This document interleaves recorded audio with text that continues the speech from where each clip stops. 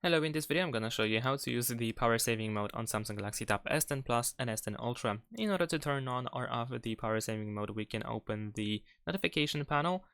Actually, yeah, over here we have this icon with the battery. You can press on it in order to turn it on or off. In addition to that, if you open the quick access, you should also find it over here.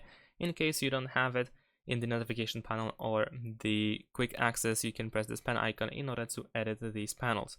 In addition to that, you can also go to the settings. In the settings, you can scroll down to battery, and then over here you have power saving, which once again can be enabled and disabled over here. You can also find the settings for power saving option here, where you can limit the CPU speed to 70%, you can decrease brightness by 10%, and you can also limit apps and home screen, which also turns on the ultra saving mode.